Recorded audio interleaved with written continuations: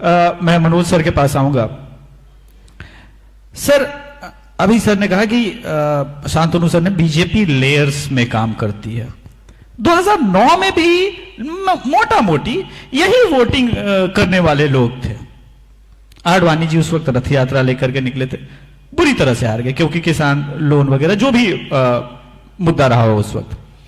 लेकिन उस समय बीजेपी की हार को जो मीडिया ने दिखाया कि मैनेजमेंट फेलियर, नेतृत्व का फेलियर वगैरह वगैरह, आखिर आप लोगों ने 2014 से 2024 तक आते आते, क्योंकि आपने सरकार के अंदर रह के बहुत काम किया है, मैं ये समझना चाहता हूं क्या वो परिवर्तन आपने रिसर्च किया कि क्या क्या परिवर्तन होना चाहिए? वो क्या हो गया कि 2009 में जो वोटर 209 सीट कांग्रेस को दे रहा था, अब वो प्रमुख विपक्ष भी नहीं उसको बना रहा है? ये क्या आपने मैजिक चलाया? देखिए, सबसे पहले तो मैं, चूंकि आपका जो सवाल है बहुत अच्छा सवाल है, क्योंकि पास्ट का है, हिस्टोरिकल है और उस पर बहुत सारे रिसर्च आ चुके हैं। लेकिन उस पर जाने से पहले मैं यहाँ सबसे पहले, चूंकि आज ये जो श्री राम दरबार का जो आयोजन हो रहा है और कल की जो घटना घटी है, मुझे लगता है कि शायद राम दरबार का ही दबाव था, जो कि कल के दिन ये राम दरबार शुरू हुआ और हमारे जो इस रथ यात्रा के, जिनको सोमनाथ से जो लेके चले थे, और उसको केंद्र सरकार ने जिस प्रकार से जो दिया, ये सब हम सब लोगों के लिए। और मुझे लगता है कि चूंकि उत्तर प्रदेश उसकी एक प्रयोगशाला रही है, यहाँ का बच्चा चूंकि मैं मूलतः बिहार से हूँ, तो चूंकि हम लोग छोटे थे उस समय जब ये सारी चीज़ें चल रही थी, तो उस समय सीडी और ये जो रिकॉर्डिंग वगैरह जो आता था तो देखते थे। तो जो कल की जो घटना घटी है, मुझे लगता है कि आने वाला जो भारतीय राजनीति है उसमें ये बहुत ही माइलस्टोन मैसेज देने वाला है। और उसके लिए मैं सबसे पहले प्रमोद जी को बधाई देता हूँ कि प्राण प्रतिष्ठा के बाद से लखनऊ में अभी 1 महीना पूरा नहीं हुआ, आपने ये जो संगोष्ठी, मुझे लगता है कि श्री राम दरबार करके, मैं अभी तक एकेडमिक सेमिनार बहुत जगह गया, लेकिन ये वर्ड, इस तरीके का कॉन्फ्रेंस मुझे देखने को नहीं मिला।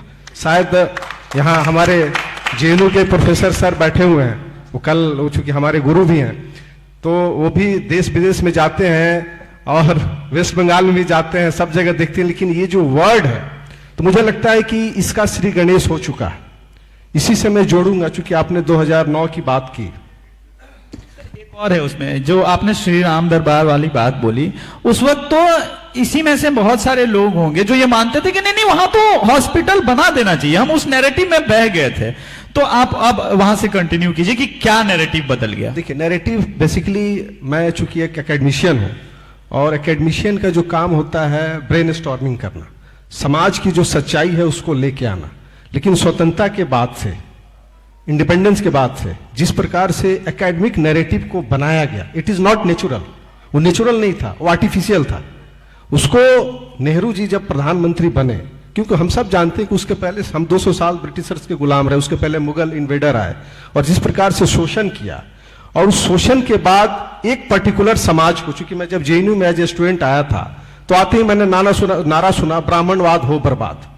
तो ये जो नैरेटिव है, चूंकि देखिए हमारी जो अर्थव्यवस्था रही है वो कहीं न कहीं काम के आधारित पर रही है, और उस काम के आधार पे आप देखते होंगे कि जो पढ़ाने का जो काम करता था उसी के घर के लोग पढ़ाते थे, जो कारपेंटर का काम कर रहा था उसी को काम करते थे। तो ये एक अर्थव्यवस्था था, ये कोई ऐसा इज्म बनाया नहीं गया था। लेकिन जिस प्रकार से स्वतंत्रता के बाद इन सब चीजों को दूर करना चाहिए था, उस समय जो एकेडमिया, जो जगत था, उसमें कहीं ना कहीं जो एक, हम सब जानते हैं कि भारत की राजनीति में एक्सटर्नल फोर्सेस हमेशा से रोल प्ले किया है। भारत को सोने की चिड़िया कहा जाता है, इसका मतलब ये नहीं कि सोने की चिड़िया थी, क्योंकि यहाँ पे सब कुछ था। हमने कभी भी इंपीरियलिस्टिक अप्रोच नहीं रखा, हमने अपने सांस्कृतिक जो मूल भाव है उसको लेके आगे बढ़ने के लिए काम किए। लेकिन चूंकि जो इंडिपेंडेंस के बाद से जो इस सेक्टर में काम होना चाहिए था, किसी सरकार ने नहीं की।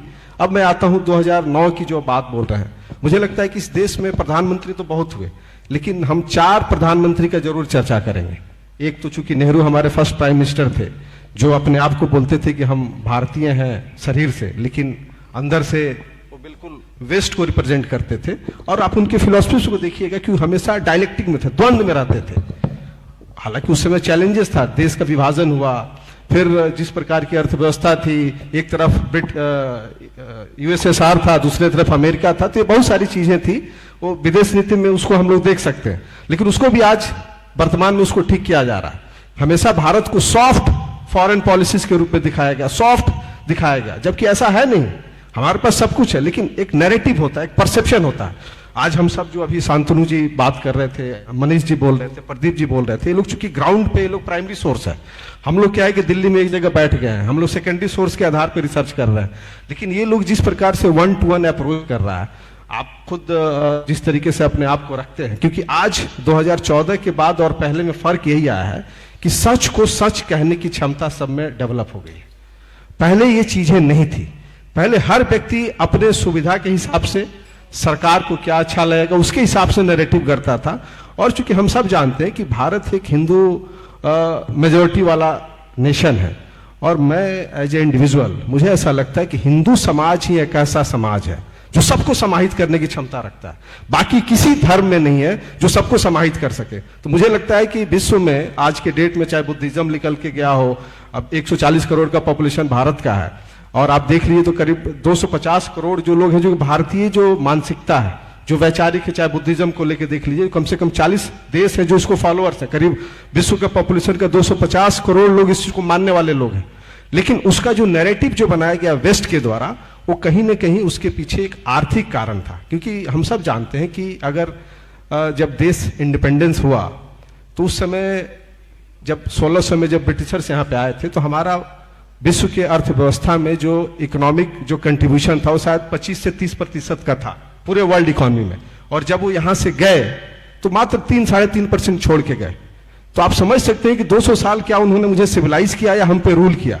हमारा एजुकेशन सिस्टम समाप्त किया, हमारा डोमेस्टिक सिस्टम समाप्त किया, हमारे यहाँ कास्ट का जो ओरिजिन जिस तरीके से उन लोगों ने एक डिवीजन किया सोसाइटी में, जिसका आज हम दंश सब जब झेल रहे हैं। लेकिन जिस प्रकार से नरेंद्र मोदी जी, अभी मनीष जी बोल रहे थे, चूंकि यूपी की जो 80 की बात कर रहे हैं, तो ऑब्वियस है क्योंकि आज तक इस देश का कोई ऐसा प्रधानमंत्री नहीं बना जो इस विजन के साथ काम कर रहा हो, जो किसी कास्ट की नहीं बात कर रहा है, जो किसी रिलीजन की बात नहीं कर रहा है, वो सबका साथ सबका विकास। ये कहने में बड़ा सिंपल लगता है, सबका साथ सबका विकास, लेकिन आप इसको प्रैक्टिकली जब पॉलिसी पे बैठते हैं, जब आप बनाते हैं, जब आपको दिखता है कि मेरा वोट बैंक कौन है। और मुझे बड़ा गर्व हो रहा है कि जो कॉन्फिडेंस है इस सरकार में, नरेंद्र मोदी जी में, अभी इंटरिम बजट, इस बजट को देख के कोई नहीं कह सकता है कि ये चुनाव में जाने वाली बजट है।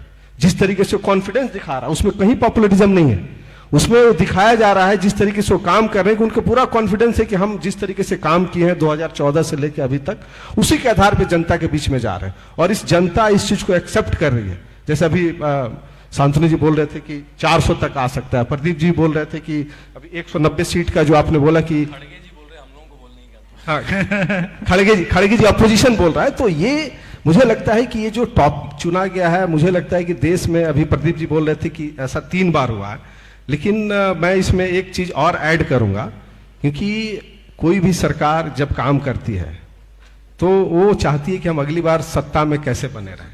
लेकिन इस सरकार का अगर आप नीति देखिए 2014 से लेकर अभी तक, उसने इस चीज को हमेशा पीछे रखा कि हमें अगली बार सरकार में कैसे आना, इसको ध्यान में नहीं रखा, बल्कि हर व्यक्ति का कैसे विकास हो उस पर काम किया। और मैं थोड़ा सा पीछे, चूंकि मैं 2009 वाली जो बात है, जो कि अटल जी का एक बहुत बड़ा योगदान है इस भारतीय राजनीति में, उसको कोई भूल नहीं सकता है।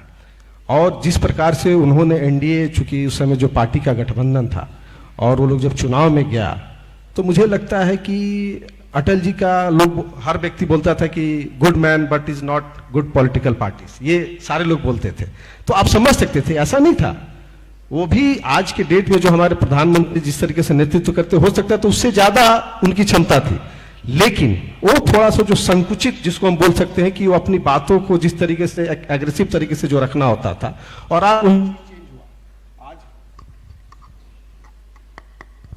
आज हमारे देश के प्रधानमंत्री जी जिस तरीके से, जिस कॉन्फिडेंस के साथ अमेरिका में जाके टॉयलेट की बात कर रहे हैं, अमेरिका में जनधन की बात कर रहे हैं, ये मुझे लगता है कि कोई प्रधानमंत्री जाके इस तरीके से वहां पे चर्चा नहीं करता। जिस प्रकार से वो अपने जो कमियां हैं उसको भी वहां पे उजागर करते हैं। तो मुझे लगता है कि पूरे जो एक ग्लोबल पॉलिटिक्स का जो सीन है, जो हम सब 90 के बाद से जो एलपीजी भारत ने अडॉप्ट किया, और जिस डायरेक्शन में जाना चाहिए था, उस 90 से लेकर 14 तक किसी सरकार ने कोशिश नहीं की। लेकिन 2014 में आने के बाद से उन्होंने, हम सबको पता है कि 3 सेक्टर पूरे वर्ल्ड की इकोनॉमी को कंट्रोल करता है।